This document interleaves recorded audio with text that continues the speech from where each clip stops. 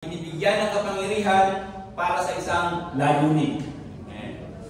Binibigyan tayo ng kapangyarihan para sa isang layunin. Tinanong ko si Google mga kapatid, sabi niya, ang empowered for a purpose signifies being equipped. Kapag daw po ay ikaw ay empowered, ay ikaw ay binibigyan ng kapangyarihan, parang ikaw ay binibigyan ng equipment o kalakasan na kinakailanganin mo, hallelujah, sa isang purpose nga na ibigay ng Diyos. O parang ito ay isang motivation, isang resources, isang strength to fulfill a specific goal, para gawin ang isang bagay. Now, let's talk about purpose. Purpose. Hallelujah. Layunin. Amen. Let me ask you a question, mga kapatid. How many of you, right now, who can tell me seriously or magiging tapat kayo sa inyong mga sagot, how many of you already know and found, o sino sa inyong mga kapatid ang masasabi ng may katapatan na nakita ninyo sa inyong mga sarili na kung ano ang layunin talaga ng Diyos sa iyo? Next question kasi mo sabi.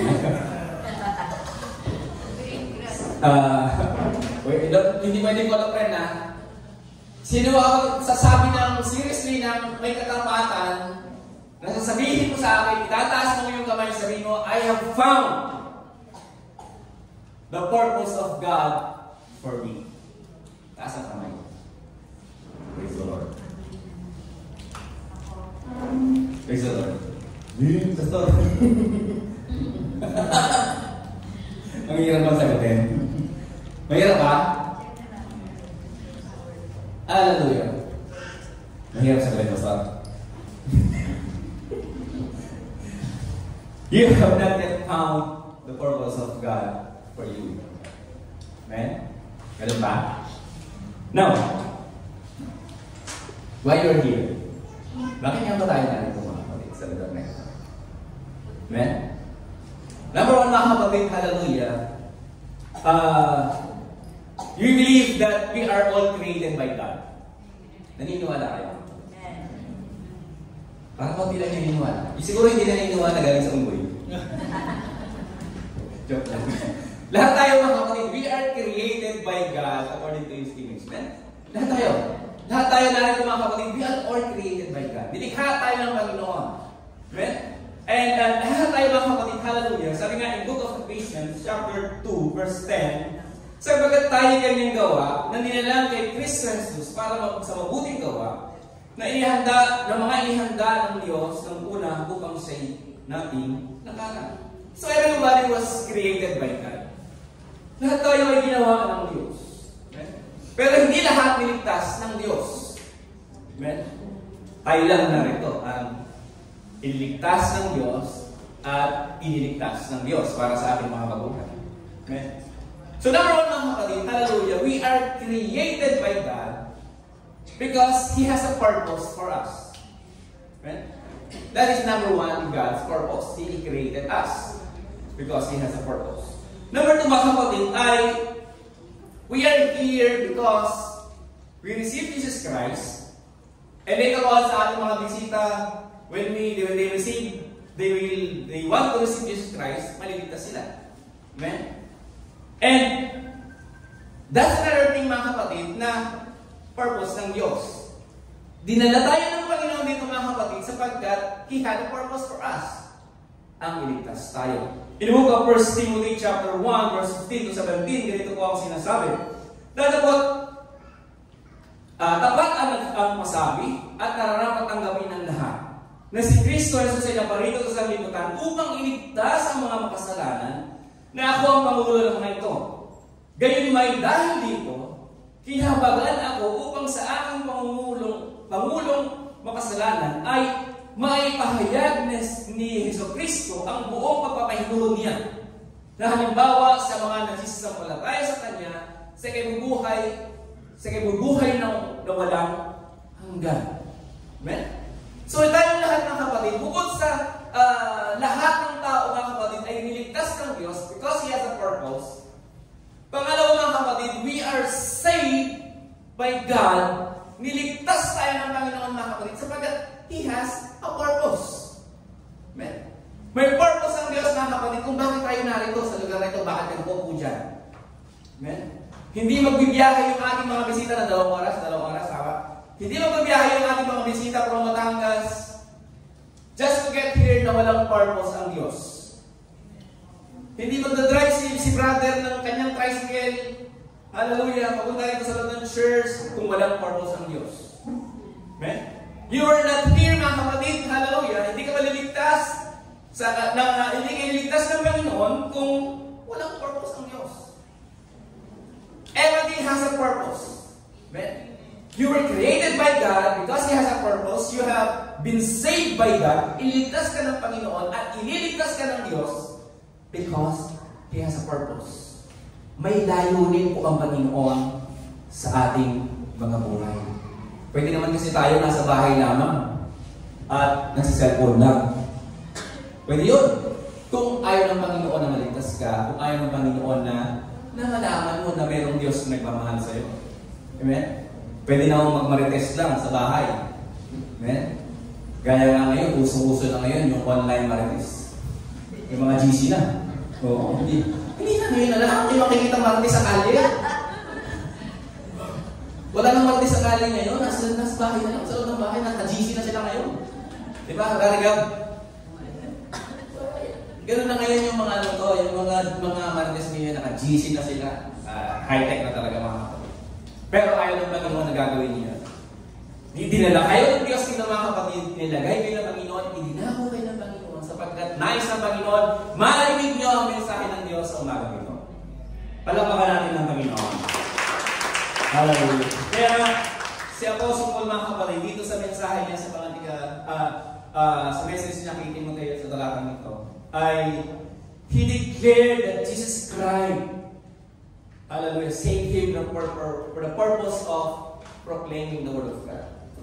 Alam ni Pablo mga kapatid na siya po ay tinawag ng Panginoon para i-proclaim ang salita ng Diyos, para malaman at maligtas ang karamihan. In the book of, pinag-itin po na ni Atty. Anina, Romans 8:28. For we know that all things work together for good to them that love God, and to them that are called according to His purpose. Amen? Why? Sapagkat lahat nga po talaga ng nangyayari sa atin ay kung talagang nagmamahal tayo sa Panginoon, kung talagang iniisip natin ang lahat ay kung tayo pinanampalataya talaga sa Diyos, all things work together for good talaga. Amen?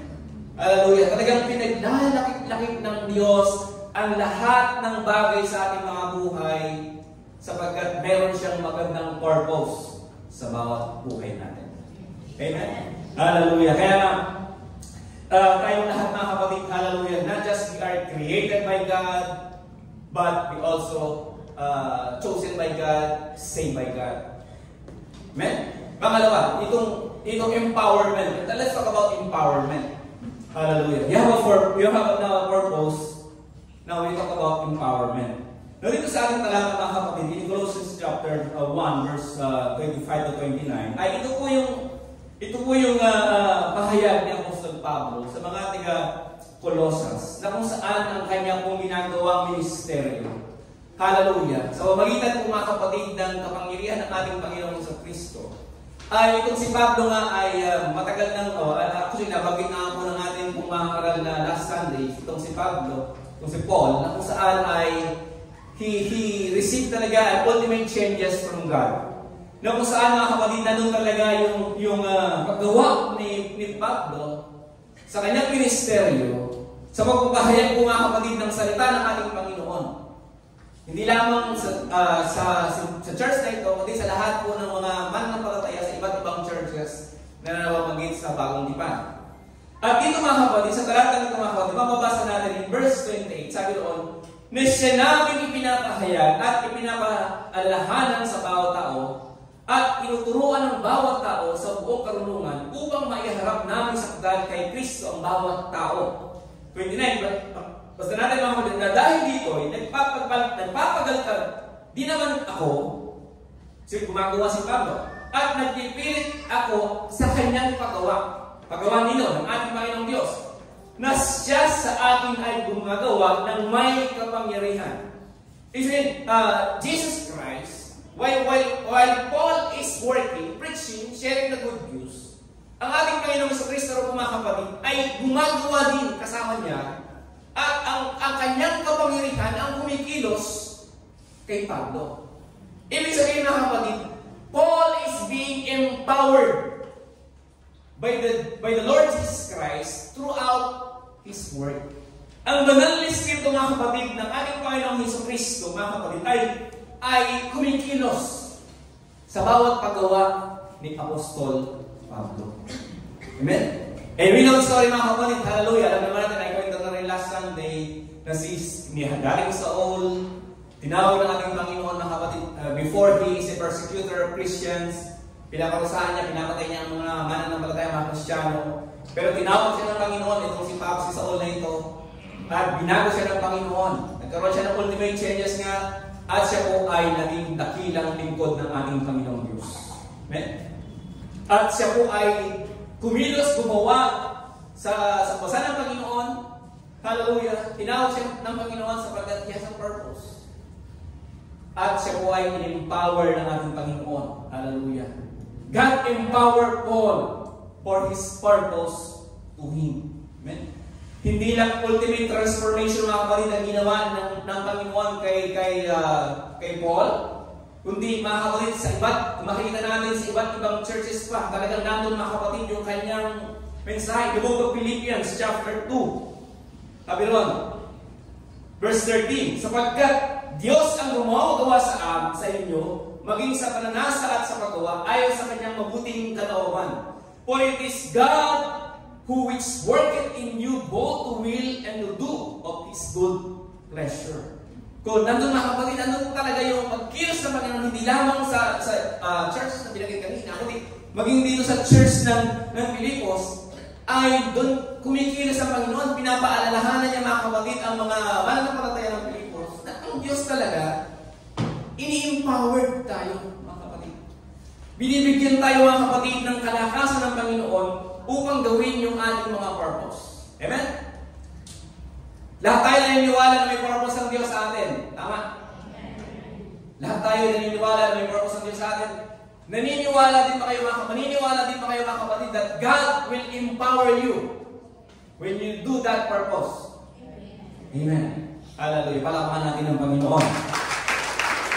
Hallelujah. Mahalaga, mga kapatid, na panampalatayahan talaga natin na tayo may purpose ang Diyos sa ating mga buhay. Amen? Mahalaga, mga kapatid, na tayo po ay panghawakan natin na may purpose ang Diyos sa ating mga buhay. At the same time, alam natin, when you step out of your purpose, ay kikilos ang Diyos na empower ang bawat isa sa atin. Amen? Kikilos ang Panginoon na tayo po ay palakasin, patatagin, bigyan ng supply, bigyan ng kapangyarihan, bigyan ng lakas. To do that purpose. Kasi nga, kung alam mo may purpose ka, hallelujah, ay alam mo na tutulungan ka ng Diyos for His purpose on you.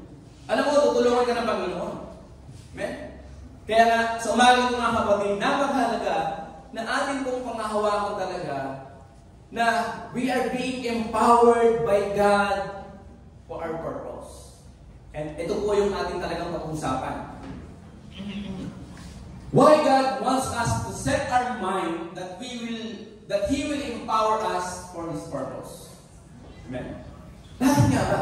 Bakit ba kailangan natin i-set ang ating mga pag-iisipan? Bakit natin dapat panampalatayahan, hallelujah, at panghawakan na ang ating Panginoong Jesucristo ay palalakasin po tayo kapag ginawa natin ang purpose niya sa ating mga buhay. Amen? And for all those mga sabi, kapag nilang yung nagtaas kanina, so I want you to find your purpose. Amen? Alam natin mga kapatid, may purpose ang Diyos. Kasi hindi nga tayo mapupunta rito sa lugar na ito kung walang purpose ang Panginoon. Lahat tayo may purpose. Amen? Hallelujah. Later on, marinig madidiscover natin mga kapatid sa ating pag-aaral. And let us answer din, mga kapatid. Sagutin natin ito. Bakit nga ito kailangan natin isa isip, isa puso, amen? At isa pang buhay. that we are being empowered by God for a purpose. Answerin natin mga kapatid. Let us answer it in tatlong essence mga kapatid. Number one, hallelujah. Empowered by for a purpose helps us, number one, recognize our potential. Amen? Hallelujah. Empowered for a purpose helps us recognize our potential. We are created and saved. That's why we're here, mga kapatid, di ba? Hallelujah. And maniniwala ba kayo mga kapatid na nakita na ng Panginoon ang inyong potential?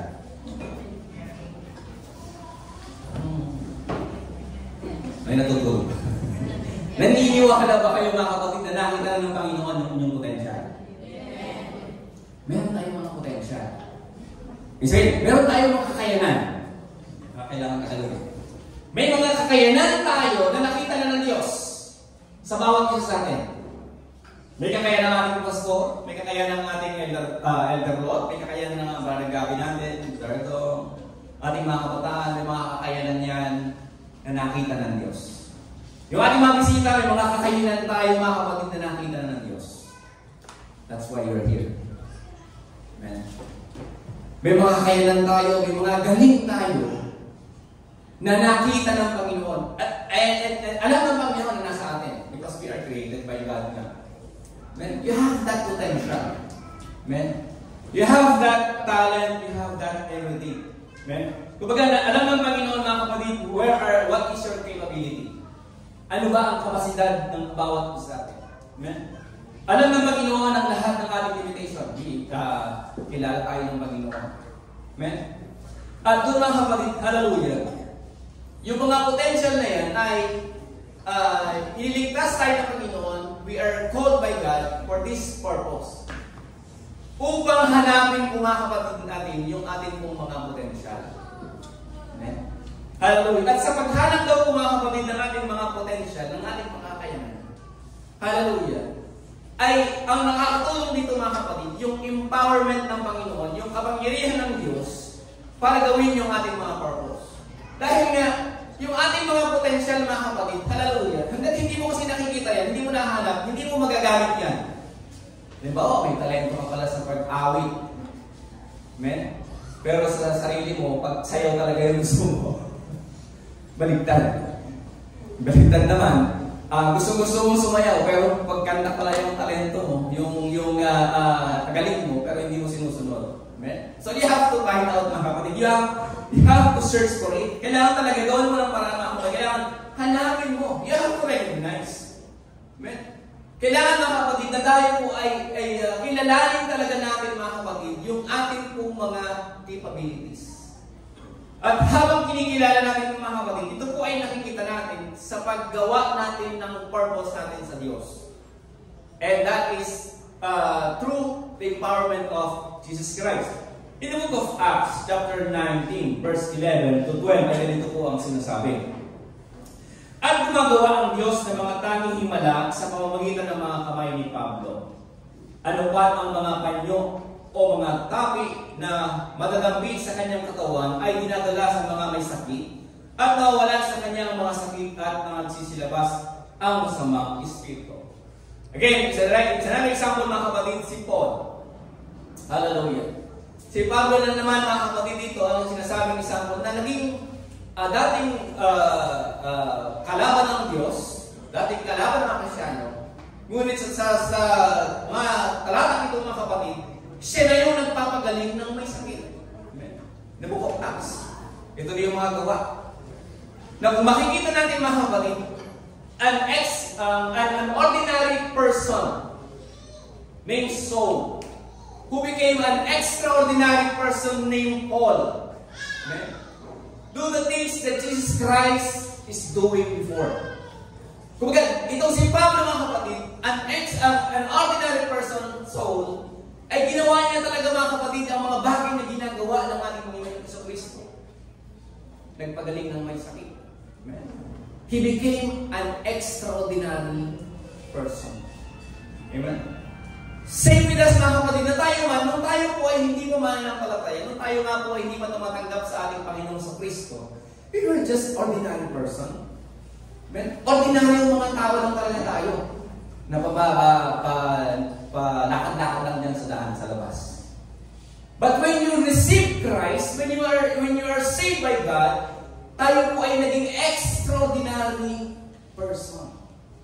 Isa kang extraordinary person ngayong umaga. Sabihin mo yan sa kalawit kanan mo. You are extraordinary person. Hallelujah. Kakaiba ka. Hallelujah. Kaya totoo yung kanta mga kapatid na binabago mo ko araw-araw talaga. Totoo rin yung kanta natin na iba ka na, kita ko. Amen? Totoo yun. Kasi nga, when you're saved by God, nagiging iba na talaga tayong mga tao at magiging Kristiyano na tayo sa harap ng Panginoon. Tulad na ginawa ng Panginoon sa kanyang lingkod na si Pablo. Na talagang dahil sa kanyang pananampalataya nga po sa ating Panginoon sa Kristo, dahil nga sa kanyang tinatawag na extraordinary faith na hawak ni Pablo, ay talagang ginamit siya ng Panginoon. He was empowered by God to do the things. Talagang ginawa niya mga kapatid ang lahat na ginagawa ng ating Panginoon sa Kristo. Amen? Hallelujah. At marami pa mga kapatid na mga talata na makikita natin at ilalamang ito sa aking babasahin. The book of Acts chapter 14 verse 8 to 10 na sabi noon, at sa Listra ay may isang lalaki na upo sa mga paa at nasa mga ay walang lakas, pilay mula sa paa, mula pa sa tiyan ng kanyang ina, na kailanman ay hindi nakalakad. Verse 9, narinig nitong nagsasalita si Pablo na nang titigan siya ni Pablo at nakitang may pananampalataya upang mapagaling, ay nagsabi ng malakas sa tinig, magtindig kang matuwid sa iyong mga paa at siya'y lumukso at lumakad. Amen. Isang kapangyarihan na ginamit ni Pablo. In the book of Acts chapter 16 verse 16 to 18, ganito po ang sinasabi. Sabi doon, at nangyari ng kami nagsisiparoon sa pananalangin ay nasa lubong kami ng isang dalagang may karumal-dumal na espiritu na nanguhula at nagdadala ng maraming pakinabang sa kanyang mga Panginoon sa pamamagitan ng panghuhula. Verse 17, siya'y sumusunod kay Pablo at sa amin ang nagsisigaw na sinabi, mga alipin ng kataas-taasang Diyos, ang mga taong ito na nagsisipangaral sa inyo ng daan ng kaligtasan at marami ang mga araw na ginawa na sa ninyo niya ito, tatapag kanibasay si Pablo ay totoong nababagabag, ay lumingon at sinabi sa Espiritu, iniutos ko sa iyo sa pangalan ni Jesucristo na lumabas ka sa Kanya at ito ay lumabas ng oras din niyo. Kasi mga kapatid, ilalamo ito sa mga talata na mababasa natin mga kapatid, hallelujah, sa aklat po ng mga gawa. Marami mga nakalista doon mga kapatid at medyo kakagalan. Atin pong mabasahin lahat. Tapos makikita natin mga kapatid dito na ang kapangyarihan ng ating Panginoon, the empowerment of our Lord Jesus Christ through Paul ay talagang napakapangyarihan at nagagawa talaga niya yung magpalayas ng masamang espiritu at nagpapagaling, nagpapalakad ng may sakit. Same thing mga kapatid na ginagawa ng ating Panginoong Jesucristo noong panahon na sa buhay narito. Hallelujah. Now, what I'm trying to point is mga kapatid, that itong kapangyarihan na ibinigay ng Panginoon kay Pablo, hallelujah, ay isang bagay na gawa ko mga kapatid ng empowerment ng ating Panginoong Diyos. Amen? Bilang mga Kristiyano sa panahon ko mga kapatid, hallelujah, at hindi man tayo makakagawa ng ganitong miracle. Amen? We cannot say, huwag naman natin sabihin na hindi tayo makakagawa. Pwede tayo makagawa. Amen? Pero hindi man tayo makagawa ng ganitong miracle mga kapatid, o hindi man tayo magkaroon ng vision like Paul. Amen? Pero lahat tayo mga kapatid, gusto ng Diyos na makagawa tayo ng miraculous thing. Amen? Hallelujah. Ang Diyos talaga ay makikita natin talaga marirecognize talaga natin mga kapatid yung ating mga potensyal at ito mga kapatid ay mag-empower us to become a person called by God for a purpose. Amen? Na tayo po mga kapatid, hallelujah, ay nagiging dahilan upang makapagdala ng isang kaluluwa sa Diyos. Sapagkat ito nga po mga kapatid ng isang napakahalagang bagay na ginagawa na iniutos sa atin ng Panginoon, na maligtas natin ang ating mga mahal sa buhay. Kaya salamat sa mga kapatid natin na narito, mga bisita natin, na nagbigay po unlak po sa imbitasyon po ng ating mga mahal sa buhay. Amen? Kaya we are being empowered by God, hallelujah, to help us and recognize our yung ating pong potential. Pangalawa, palapakan muna natin ang Panginoon. Pangalawa, we are being empowered by God for purpose to help us embrace our calling. Yakapin daw po natin mga kapatid ang ating pagtawag. Binibigyan tayo ng kapangyarihan mga kapatid, hallelujah, ng kapangyarihan ng Diyos para tuparin ang layunin ng Panginoon sa bawat isa sa atin, sapagkat lahat tayo mga kapatid ay mayroong specific purpose at specific role in God's plan. Amen? Hindi tayo pare-pareho ng pagkatawag ng kapatid. Hindi pwedeng lahat tayo maangaral kasi wala namang nakikinig sa atin. Lahat tayo tatayo. Amen? Hindi naman pwedeng lahat tayo tigapakinig lamang, wala na tayo maangaral. So, lahat tayo mga kapatid, there is a specific purpose, there is a specific role in God's plan. Amen? Iba-iba. Amen? Iba-iba ang plano ng Diyos. Baka isa ka doon sa pampaganda ng church. Yung palamuti. Ikaw na pala yung pinakamaganda rin sa church. Amen? Baka ikaw yung pinakamagandang lalaki sa loob ng church. Ikaw yung heartthrob ng church. Anything mga kapatid, lahat tayo mga kapatid ay ginawag ng Diyos for a specific purpose. A specific calling. Amen? Hallelujah. Na minsan mga kapatid talaga sa buhay natin ay tayo po ay nagkakaroon ng tinatawag na tao.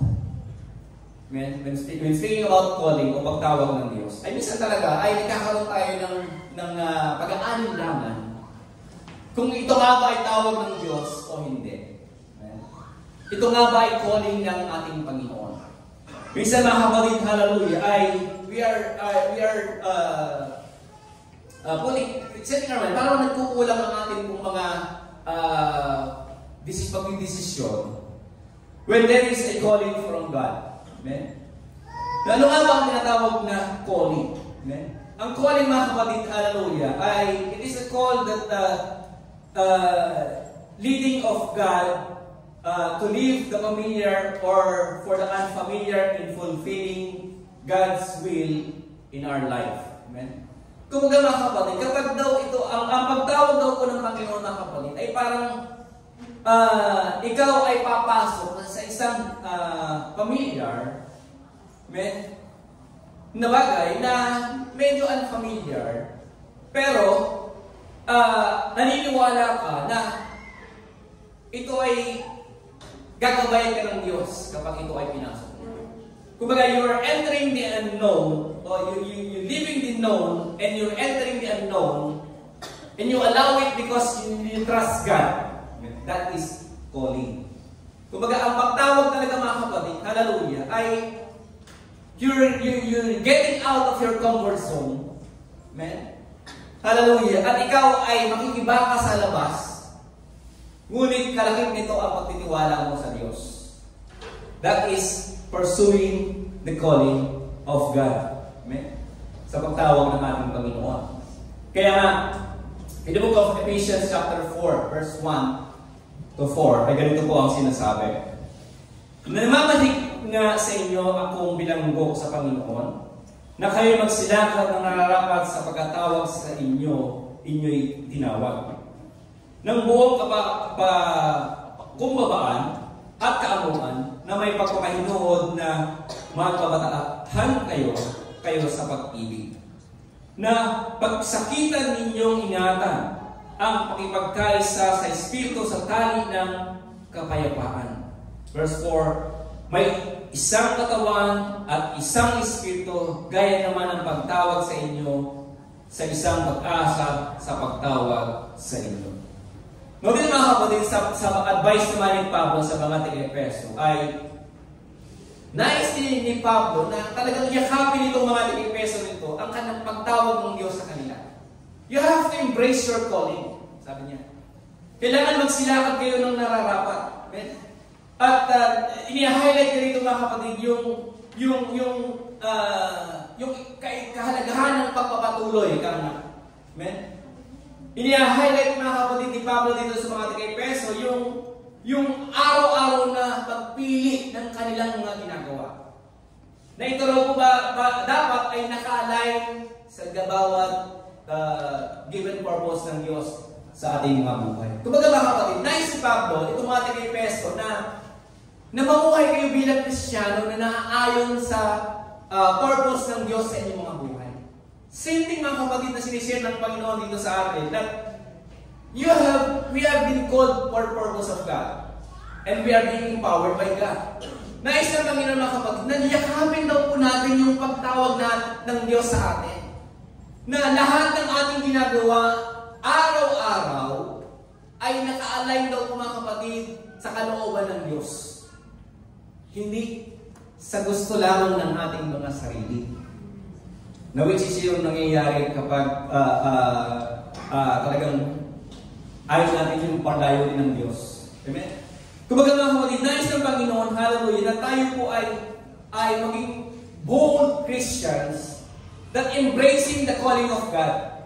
Na niyayakap talaga kung paano tayo tinatawag ng Diyos na maglingkod, na tinatawag ng Diyos na instrumento para hikayatin natin ang ating mga mahal sa buhay, na makakilala sa ating Panginoon. That is our calling. Amen. Hallelujah. To save others. To save our loved ones. To bring them to Christ. It is one of our calling, mga kapatid. Dapat daw po yakapin natin ito. Amen? Palapakan natin ang Panginoon. Now, ang Biblia, mga kapatid, hallelujah, ay makikita natin na napakaraming example of bold men and even women, mga kapatid, hallelujah, who are stepping out of their calling. Talagang they are embracing their calling para po ipakita ang kanila pong pagtawag ng Diyos sa kanila. To mention is, one is Moses. Amen?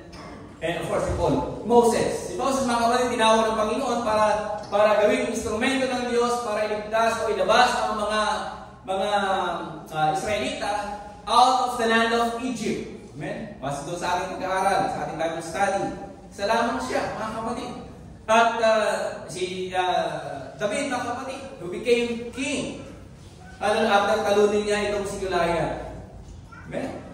So marami pang mga bold men of the New Testament and even the Old Testament na talagang mga kilalang pangalan, kilalang mga lingkod ng Diyos, na talagang they stepped out of their calling and they were empowered by God. Amen?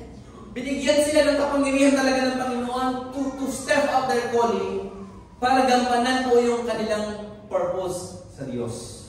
Amen? Hallelujah! Silang lahat po mga kapatid, hallelujah! They accept God's calling to leave the known for unknown and they embrace their calling. At silang lahat ng mga kapatid ay binigyan ng kapangyarihan ng Diyos for the purpose of God. Amen? So tayong mga mananampalataya, mga kapatid, tayo lahat mga kapatid, we have to embrace our calling. Amen? And remember, we will be empowered by the Spirit of God habang iyayakap po natin ang ating pagkatao. Amen? Palapakan muli natin ang Panginoon. Hallelujah. Lastly mga kapatid, empowered for a purpose helps us to live a life of impact. Ito mga kapatid ang isang napagandang pagtawag sa akin ng Panginoon. You have to live a life of impact. Amen? Hallelujah. Live a life of impact. Paano ba tayo nabubuhay sa ating mga sarili, sa ating mga kanilang tahanan? Do we have an impact? Impact pala. Impact sa ating mga kapitbahay. Nako! Si Brother Teddy. Lalakad. Ano ba yung impact natin sa ating pong mga kapitbahay? Na-influensyahan ba natin sila? Amen? O as a Christian, sabihin natin, na-influensyahan ba natin ang ating mga kapitbahay bilang isang Kristiyano? Kumbaga, nagkakaroon ba ng impact ang buhay mo sa buhay ng bawat kapitbahay mo? Amen? Oo, kilala sa lugar niyo na, si Brother Teddy yan. Kapitan dito yan. Hallelujah. Ano ang impact ng buhay natin sa ating paligid?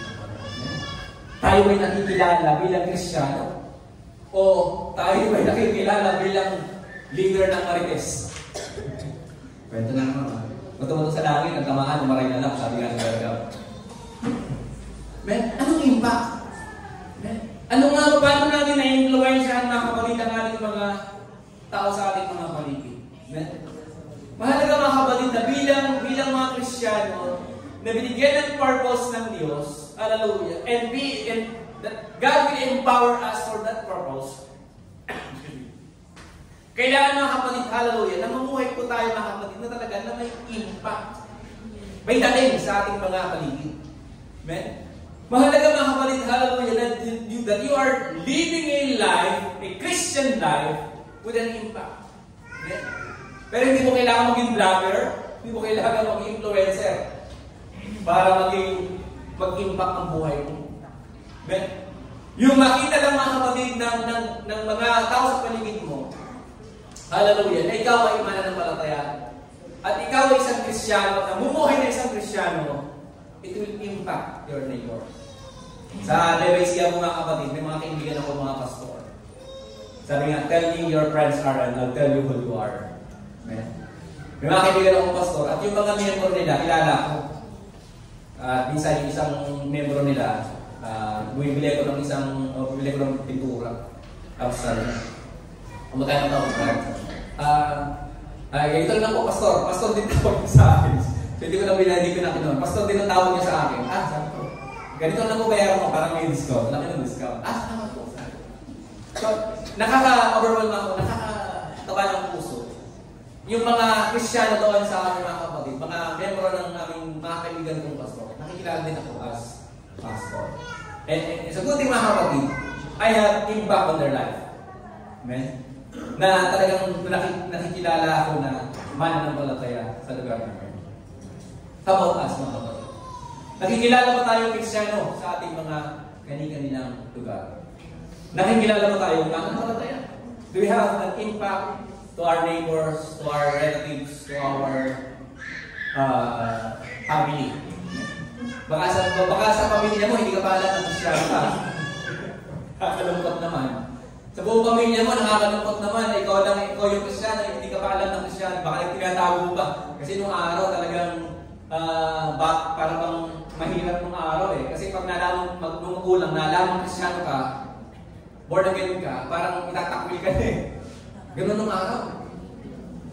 Nung mga lumang mananampalataya, nung parents namin noon, hindi sila aware kung ano yung born again Christians. Amen? Para bang persecutor sila nun, mga magulang nun. Pero hindi na masyado.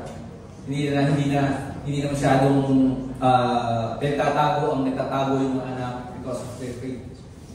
Pero mahalaga rin mga kapatid na bilang Kristiyano, everybody knows you're a Christian. You don't have to hide it. Amen? Hindi mo kailangan itago na ikaw yung Kristiyano. Hindi mo kailangan itago sa iyong mga kaibigan, sa iyong barkada, sa iyong mga group of Marites. Marites mo si Kristo. Sabi nga, panayang buha ko dun sa mga kwento ni Gab eh. Si Jesus Christ ang Marites mo, isend mo sila ng mga message. Kung pag online na kayo, send mo sila ng mga word of God. Maganda nga, mag-Bible study na kayo as Marites session nyo.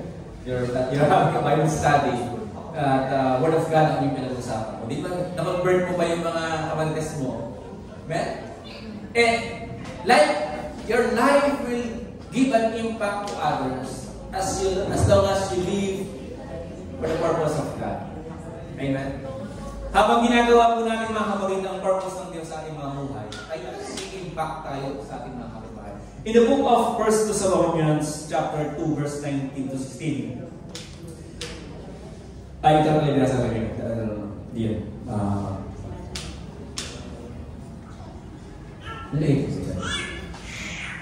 So ito nga yung ganun. Hallelujah.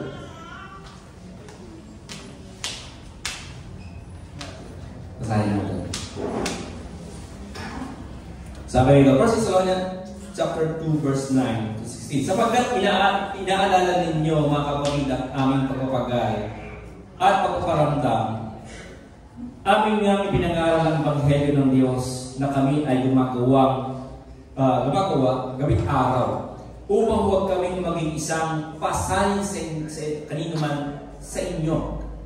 Kayo mga saksi at ang Diyos man kung gaanong pagkabanal at pagkamatuwid at pagkawalang kapintasan ang inugali namin sa inyo, sa inyong nagsisisampalataya. Gaya ng inyong nalalaman kung ano ang inugali namin sa bawat isa inyo, na gaya ng isang ama na kaniyang sarili mga anak, at kayo inaaralan na at pinalalakas sa ang loob ninyo at nagpapakatotoo upang kayo'y magsilakad ng nararapat sa Diyos na siyang tumawag sa inyo sa kanyang sariling kaharian at kaluwalhatian. Verse 13. At dahil naman dito, kami ay nagpapasalamat ng walang patid sa Diyos na nang inyong tanggapin sa amin ang salita na ipinangaral sa makatuwid bagay ang salita ng Diyos ay inyong tinanggap na hindi gaya ng salita ng mga tao kundi ayon sa katotohanan na salita ng Diyos na gumagawa naman sa inyo sa pamamagitan sa inyo na nagsisampalataya. Verse 14, sapagkat kayo'y mga kapatid ay nagsitulad sa mga iglesia ng Diyos na nasa Judea kay Kristo Jesus, sapagkat nagsipagbatan naman kayo sa inyong sariling mga kababayan, gaya naman nila ng mga Hudyo. Verse 15, na nagsipatay sa Panginoong Jesus at gayon din sa mga propeta na kami ay kanilang pinalayas at di nagbigay lugod sa Diyos at laban sa lahat ng mga tao. And last in verse 16, na pinagbabawalan kami makipasok sa mga hentil upang mangaligtas ang mga ito, upang kanilang paramihin lagi ang kanilang mga kasalanan. Ngunit dumating sa kanila ang kagalitan hanggang sa katapusan. Nandito mga kapatid, hallelujah, napakagandang istorya na ito mga kapatid kung saan ito po ay sulat ni Pablo again, si Pablo naman sa mga taga-Thessalonica. Na kung saan mga kapatid, itong mga tao, itong mga kapatid, including Paul, ay sila po mga kapatid ay nangaral po sa lugar ng Thessalonica. Kasama ni Pablo, si Silas at si Timoteo. Na sa kanilang mga paggawa, sa kanilang mga paglalakad o pagpangangaral ng salita ng Panginoon, ay sila nga po ay may mga inangking mga katangian. Hallelujah! Na talagang nagkaroon ng impact sa mga taga-Thessalonica. In verse 10, mga kapatid, verse 9, sabi ko, in verse 9, is ito na, next verse. Verse 9. Verse 9 lang tayo. Yes. Next pa. Next.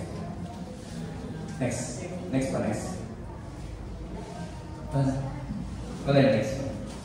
Next. Tayo. Yeah. Wala yung next. Pero yung pangalan sa tayo. So, verse 9, sabi naman, kasi may nakasulat dyan talaga. Yeah, wala, hindi nyo kasama.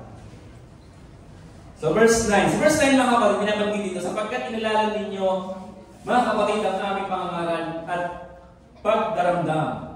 So, dito mga kapatid, in verse 9, mababasa natin that they live with diligence. Amen? Sila po mga kapatid, itong si Silas, itong si Paul, si Silas, ay namuhay po mga kapatid ng may kasipagan. May kasigasigan. Hallelujah. Nangaral po sila mga kapatid, hallelujah. Kaya nagkaroon ng impact ang kanilang buhay dito sa mga Thessalonica sapagkat they live with diligence. In verse 10 mga kapatid, kung ating pabasahin muli, ay they live with consistency. Amen? Verse 9, verse 10. You are witnesses. Kung mga sinasabi ni Pablo sa kanila, parang na-witness nyo yung ating ginagawa.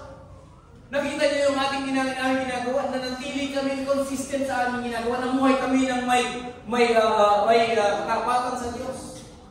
Kumbaga, to have a life of impact, namuhay po itong tatlong ito mga kapatid, naglingkod sa Panginoon with diligence, with consistent, and last mga kapatid, with persistence. Amen? Nandun po, naging persistent sila in verse 11 hanggang 12. Sabi noon, for you know that we deal with each of you as fathers deals with all children, encouraging, comforting, and arguing. Kung mga kapatid, kung sa chapter 2 ng Acts ay inihalintulad sila sa nanay, ngayon inihalintulad sila sa tatay, na kung saan inaaring mga bata o anak ito mga taga-Thessalonica na inaaruga talaga, kinukomfort nila. Amen? At naging persistent sila sa mga bagay na yun mga kapatid. Hallelujah. Kumaga mga kapatid, itong si Paul, si Silas, si Timothy, they live with diligence, they live with consistency, and they live with persistency para po mga kapatid magkaroon sila ng impact sa buong Thessalonica. Amen? At ito mga kapatid ay talagang nagbunga. At marami nga pong nanampalataya mga kapatid ang naniwala at nanampalataya doon sa kanilang ginagawa. Amen? They live a life with impact. Kumbaga, ang kanilang buhay mga kapatid talaga ay naging daan mga kapatid, yung kanilang pamumuhay sa lugar na yun mga kapatid ang naging daan upang sila po ay maligtas. And this three traits mga kapatid ng mga likod na ito ng Panginoon, they were empowered by God with this. Yung kanilang diligence, yung kanilang consistency, hallelujah, yung kanilang ay sila po ay in-empowered talaga ng Panginoon. Binigyan sila ng Panginoon ng lakas sa bagay na ito para gawin itong lahat na ito. Amen? Pinalakas po sila ng Panginoon sa bagay na ito. Same way thing mga kapatid. Brothers and sisters, hallelujah, sa umaga ito mga kapatid, kaya na gawin ng lahat ng bagay na yan as we step out of our comfort zone and do the purpose of God. Amen? Hindi makakakilos ang Panginoon mga kapatid, hindi makakagawa ng empowerment ang Panginoon if we will not get out of our comfort zone. Kung hindi talaga tayo hahambang sa kanyang purpose sa ating mga buhay. Hallelujah. Hindi kikilos ang Panginoon, hindi makakapagbigay ng kapangyarihan ng Panginoon sa bawat isa sa atin as long as we neglect and we do not accept the purpose of God sa bawat isa sa atin. To tell you mga kapatid, this morning sa umaga nito mga kapatid, nais ng Panginoon na tayo po ay palakasin sa layunin niya sa ating mga buhay. Amen? Ano man ang layunin ng Panginoon sa iyo sa umagang ito, ano man ang layunin ng Panginoon sa iyo sa buhay mo sa umagang ito. Amen? Nais mong malaman, nais malaman ng Panginoon na ikaw ay kanyang i-empower as long as you step out and start moving and doing your purpose of God to you. Amen? Palapakan natin ang ating Panginoon. Hallelujah.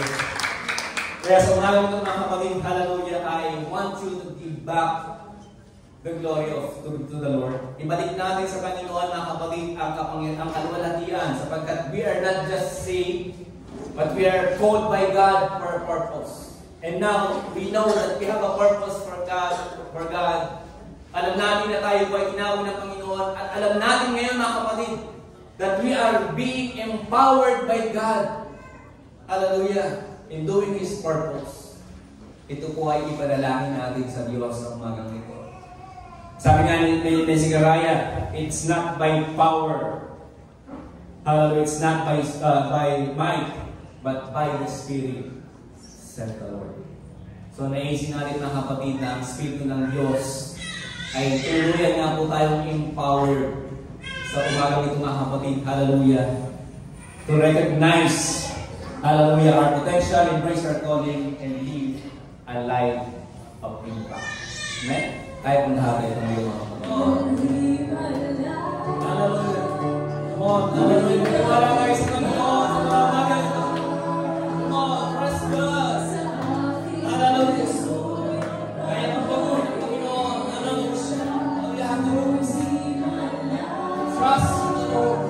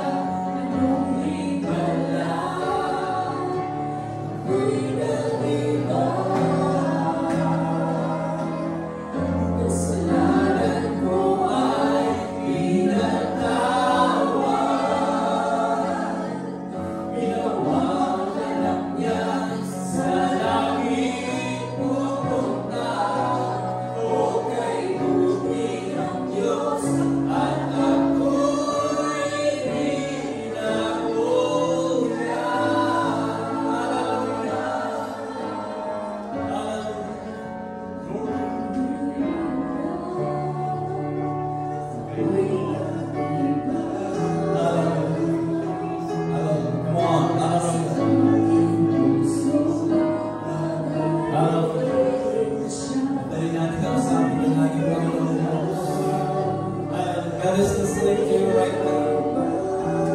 God is listening to your prayers. God is listening to your requests. God is listening to you right now. Hallelujah. Come on. Hallelujah. Open your hearts to God. Oh, Jesus. Lord. Hallelujah. Oh, Lord. Lord. Look to me right now.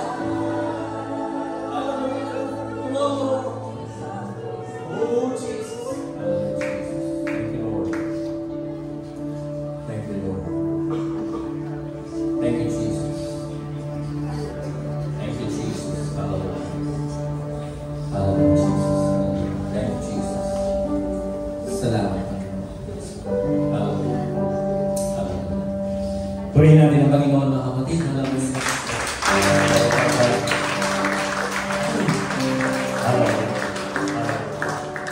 Thank you, Lord. Tayo lahat at manalangin sa atin. Samantala magtatapos. Hallelujah. Dakilang Diyos, kami po ay muli nagpapasalamat Panginoon sa umagang nito. Salamat po Diyos. At minsan pa, Panginoon, ay nakikisan ka sa aming pong gawain. Salamat po Diyos sa iyong presensya. Salamat Panginoon, hallelujah, at patuloy mong ipinapahandang Panginoon sa bawat isa sa amin na ikaw ay buhay na Diyos. Hallelujah, na nagmamahal sa lahat ng lingkod ng Diyos. Salamat Panginoon at kami po ay iyong pinalakas. Hallelujah, spiritually. Salamat sa kagalingan din Panginoon. Salamat, hallelujah, sa katuruan sa umaga nito Diyos. Hallelujah. Salamat sa kalakasan na binibigay mo sa amin, Panginoon, upang matupad namin ang aming mga layunin. Mga layunin ibinibigay mo naman sa bawat isa sa amin, Diyos. Thank you for the purpose. Thank you for the empowerment, Diyos. Hallelujah. Patuloy kami umaasa sa iyong lakas, Panginoon. Hallelujah. Sa aming prikibaka, sa libot ito. Paglabas ng aming lugar ng panamahan, ay alam namin, Panginoon, na kakasamahin mo kakasamahan kami sa aming pagtupad o Diyos sa aming mga layunin na ipinapagawa mo sa amin, Diyos. And we pray all for God na patuloy mo kami bigyan ng lakas, patuloy mo kami bigyan ng empowerment. Hallelujah. Continue to give us strength, O God, sa bagay niya. Maging sa aming pang-araw-araw na pamumuhay, Panginoon, hallelujah. Dalangin namin, Panginoon, ang iyong pagtipisan, ang lakas na nanggagaling sa iyo, Diyos. Hallelujah. Na patuloy kaming mabuhay, Panginoon. Hallelujah. Nangaayon sa iyong mga layunin sa amin. Not our will, but yours be done in our life. Muli, salamin po mga bisita. Salamat, Panginoon. Hallelujah. At sila idinako mo sa lugar na ito, Panginoon. No, Diyos ay patuloy nga po nilang maramdaman, hallelujah, ang pagmamahala na mula sa iyo, Diyos. Patuloy nilang makilala at naisip na makilala ka, Panginoon. At patuloy na ikaw ay tanggapin nila, O Diyos, bilang sarili mo na ipagligtas. Muli, maraming salamat, Panginoon, sa lahat ng pamilyang ito na narito, Panginoon, hallelujah. Patuloy mo pong magpalain at ingatan ng bawat sambahayan. Patuloy mo kaming bakturin ng iyong pag-ibig at kapayapaan. Patuloy mo patibayin ng aming mga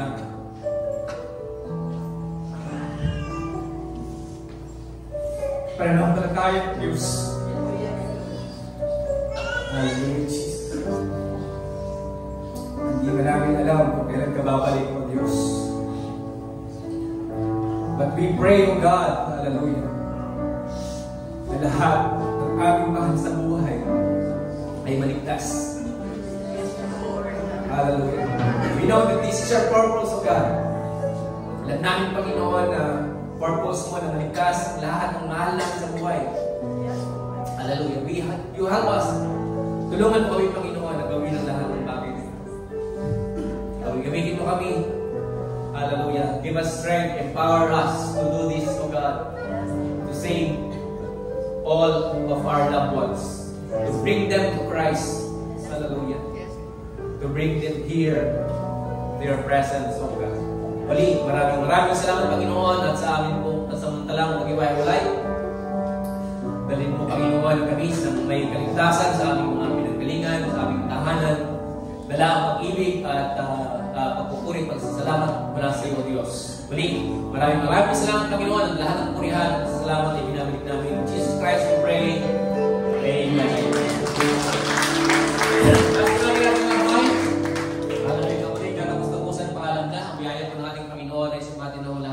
Magbuhay po tayo ng may kapayapaan at may pag-ibig sa isa't isa. God bless and you all this business name.